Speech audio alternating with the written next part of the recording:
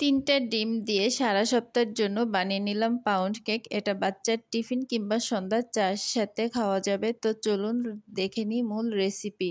তো শুকনো উপকরণগুলো আমি প্রথমে একটু চেলে নেব। এখানে আমি 1 কাপ ময়দা, 1 চা চামচ কর্নফ্লাওয়ার আর 1.5 চা চামচ বেকিং পাউডার নিয়েছি, 1 চামচ গুঁড়া দুধ। এবার শুকনো উপকরণগুলো ভালো করে চেলে এক সাইডে রেখে দেব।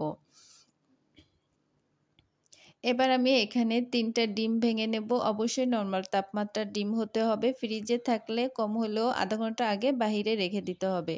তো এখানে আমি 1 কাপ চিনি দিয়েছি, আর চিনির সঠিক মাপ হচ্ছে ময়দার সমপরিমাণ। আমি মিষ্টি কম পছন্দ করি, যার জন্য একটু কম দিয়েছি। তো চিনিটা 3 ধাপে দিয়ে ভালো করে বিট করে নেব, যেন চিনির দলা না থাকে।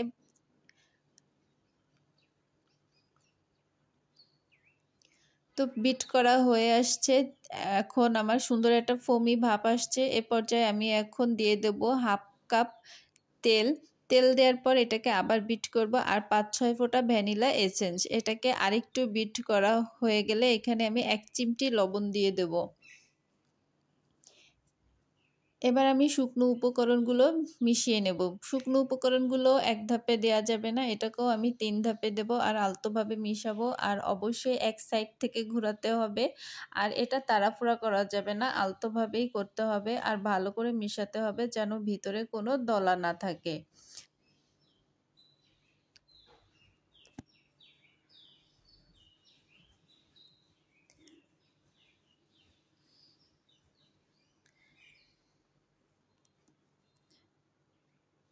তো সবগুলো উপকরণই দেওয়া হয়ে গেছে। এবার একটু মিশিয়ে নেব। আর এখানে আমি 1/4 কাপ লিকুইড দুধ নিয়েছি, আর দুধটাও একবারে না, অল্প অল্প করে দেব আর মিশাবো। ডিমের সাইজের উপরে আসলে দুধটা নির্ভর করে। ডিমের সাইজ বড় হলে অল্প লাগে, আর ছোট হলে বেশি লাগে। তো এখানে আমার 1/4 কাপ লিকুইড দুধই লেগেছে।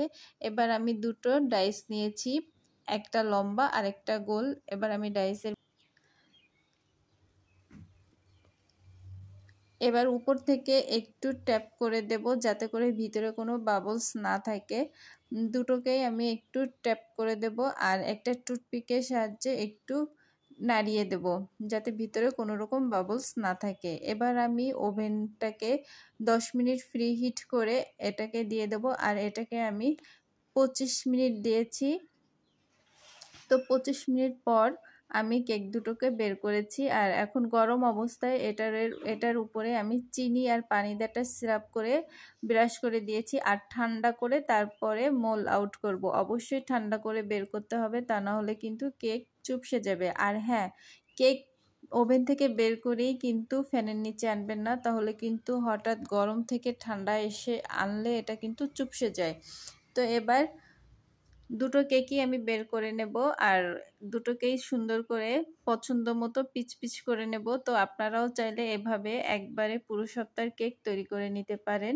তো ভিডিওটা কেমন লেগেছে অবশ্যই কমেন্টে জানাবেন। ভালো লাগলে একটা কমেন্ট করে যাবেন আর শেয়ার করে যাবেন।